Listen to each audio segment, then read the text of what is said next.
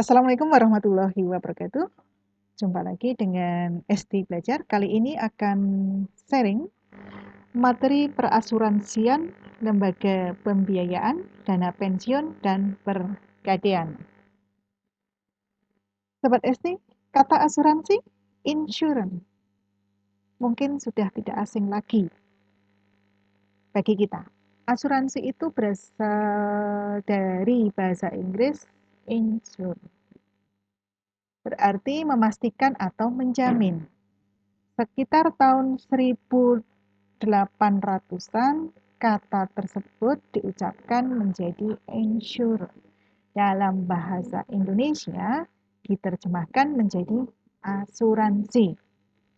Undang-Undang Nomor 2 Tahun 1992, Bab 1 Pasal 1 Ayat 1 mendefinisikan asuransi adalah perjanjian antara dua pihak atau lebih, dengan mana pihak penanggung mengikatkan diri kepada pihak tertanggung dengan menerima premi asuransi untuk memberikan penggantian kepada tertanggung karena kerugian, kerusakan, atau kehilangan keuntungan yang diharapkan atau tanggung jawab hukum kepada pihak ketiga yang mungkin akan diderita tertanggung yang timbul dari suatu peristiwa yang tidak pasti atau untuk memberikan suatu pembayaran yang didasarkan atas meninggal atau hidupnya seseorang yang dipertanggungkan.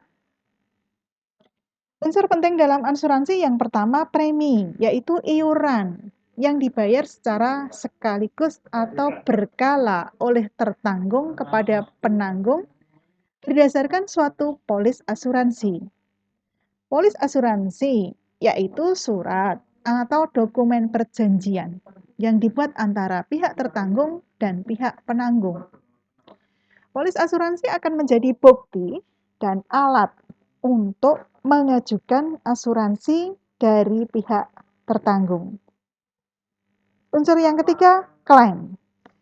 Merupakan fitur asuransi berupa permohonan diajukan nasabah terhadap perusahaan asuransi untuk melakukan pembayaran sebagai bentuk ganti rugi atas kerusakan atau kehilangan berdasarkan ketentuan polis asuransi. Sobat Esti, asuransi memiliki fungsi utama, yaitu sebagai mekanisme untuk mengalihkan risiko. Risk transfer mekan, yaitu mengalihkan risiko dari satu pihak tertanggung kepada pihak lain, penanggung. Asuransi mempunyai peran yang pertama bagi individu atau masyarakat. Mengalihkan risiko finansial akibat beberapa kejadian tertentu sebagai proteksi diri sendiri dan keluarga. Terbiasa mengelola uang karena harus menyisihkan dana tertentu untuk persiapan masa depan. Peran asuransi dalam masyarakat, asuransi merupakan subsidi silang antara satu individu dengan individu lain. Sebab uang premi yang disetorkan bisa digunakan untuk perawatan individu lain. Peran asuransi bagi perusahaan atau dunia usaha sangat bermanfaat, tidak hanya bagi karyawan yang diasuransikan, tetapi juga pada jalannya perusahaan. Antara lain, meningkatkan produktivitas dan loyalitas karyawan pada perusahaan. Sebab karyawan merasa diperhatikan oleh perusahaan. Karyawan dapat segera kembali produktif karena mendapatkan perawatan kesehatan maksimal. Perusahaan sendiri juga hemat dan efisien karena perusahaan tidak perlu memegang tanggung jawab pengelolaan dana kesehatan karyawannya sendiri. Tak hanya itu, premi yang disetorkan dan dikelola secara silang oleh perusahaan lain, oleh pihak perusahaan asuransi. Peran asuransi bagi negara dan perekonomian. Asuransi dapat menjadi sumber modal pembangunan, sebab dana yang disetorkan pada perusahaan asuransi ataupun pemerintah dikelola dalam instrumen tertentu. Asuransi juga menjadi sumber penghasilan dan pajak negara. Dana tersebut bisa digunakan untuk beberapa kebutuhan negara. Asuransi bagi negara juga bisa menekan jumlah pengangguran dan menghindarkan keterbelakangan bangsa. Sebab masyarakat telah terbiasa mengelola uang demi menghindari risiko finansial tertentu. Sobat Esti, ada beberapa jenis asuransi. Yang pertama, asuransi jiwa, yaitu asuransi yang menanggung atas kematian seseorang dengan memberikan keuntungan finansial. Yang kedua, asuransi kesehatan adalah asuransi yang menanggung suatu masalah kesehatan, baik karena kecelakaan maupun suatu penyakit. Cara terbaik dan termurah untuk berpartisipasi dalam asuransi kesehatan adalah mengikuti program asuransi kesehatan pekerja. Selain BPJS Kesehatan, asuransi kesehatan dari perusahaan asuransi swasta cukup penting karena ada benefit lain yang bisa dirasakan. Asuransi kendaraan, asuransi yang memberikan perlindungan kepada kendaraan yang mengalami kehilangan, kerusakan. Kendaraan layaknya harta berharga.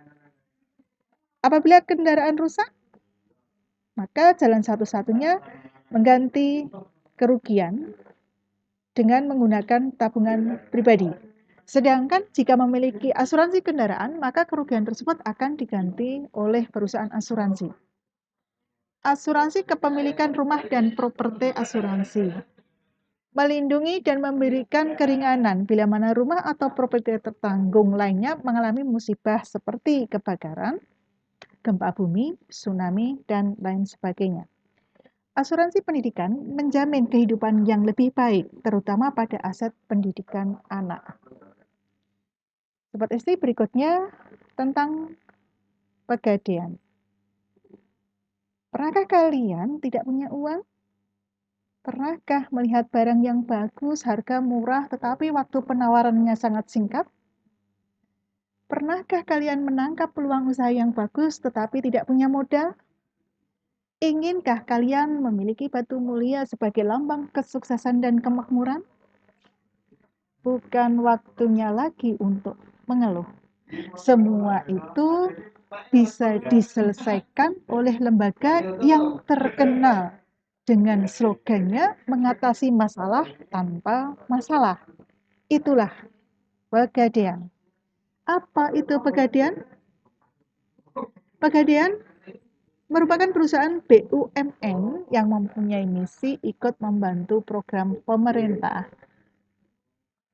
dalam upaya meningkatkan kesejahteraan masyarakat golongan menengah ke bawah melalui kegiatan utama berupa penyaluran kredit gade dan fidusia, konvensional maupun syariah, jasa titipan, jasa taksiran, sertifikasi dan perdagangan logam mulia, serta kegiatan usaha lain yang menguntungkan, misalnya jasa transfer uang, jasa transaksi pembayaran, jasa administrasi pinjaman, dan optimalisasi aset. Produk Pegadaian diantaranya ada penyaluran kredit, penyaluran pembiayaan, investasi emas, aneka jasa, jasa taksiran, titipan, sertifikasi batu mulia, dan jasa-jasa lain. Sobat Esti, materi berikutnya adalah lembaga dana pensiun, yaitu badan hukum yang mengelola dan menjalankan program yang menjanjikan manfaat pensiun. Manfaat pensiun adalah sejumlah uang yang dibayarkan kepada pesertanya setelah peserta tersebut pensiun. Tujuan pendirian dana pensiun adalah meningkatkan motivasi pegawai atau pekerja sewaktu masih aktif bekerja dan memberi kesinambungan penghasilan di masa pensiun. Seperti pasti pernah melihat orang yang sudah pensiun. Apa tanggapan kalian terhadap kata pensiun? Jelaskan. Lembaga pembiayaan adalah badan usaha di luar bank dan lembaga keuangan bukan bank yang khusus didirikan untuk melakukan kegiatan yang termasuk dalam bidang usaha lembaga pembiayaan. Pasal 1.b Peraturan Menteri Keuangan nomor 84 garis miring PMK titik 012 garis miring 2006 tentang perusahaan pembiayaan. Fungsi dari lembaga pembiayaan membantu masyarakat mulai dari golongan ekonomi menengah ke bawah supaya ke depannya terlepas dari jerat rentenir. Rentenir itu memberikan pinjaman dengan persentase bunga yang cukup besar. Fungsi lembaga pembiayaan tidak membatasi untuk masyarakat golongan menengah ke bawah saja, namun bisa dipakai dalam bisnis yaitu pengembangan infrastruktur. Contohnya perusahaan pembiayaan yang terutama membiayai kendaraan bermotor, misalnya PT Federal International Finance. Perusahaan pembiayaan yang terutama membiayai mesin dan alat-alat berat, misalnya PT Chandra Sakti Utama Leasing. Contoh perusahaan pembiayaan yang terutama membiayai peralatan elektronik dan rumah tangga, misalnya PT Adira Quantum Multifinance. Jenis lembaga pembiayaan ada pembiayaan konsumen.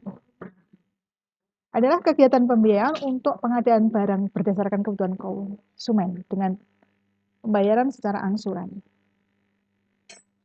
Jenis barang yang dibiayai misalnya kendaraan bermotor, alat-alat rumah tangga, barang-barang elektronik, dan perumahan. Jangka waktu pembiayaan bebas, umumnya mulai dari 6 bulan hingga 4 tahun, kecuali untuk pembiayaan perumahan. Jenis lembaga pembiayaan yang kedua, sewa guna usaha, leasing, adalah kegiatan pembiayaan dalam bentuk penyediaan barang modal baik secara sewa guna usaha dengan hak opsi maupun sewa guna usaha tanpa hak opsi untuk digunakan oleh penyewa guna usaha selama jangka waktu tertentu berdasarkan pembayaran secara angsuran.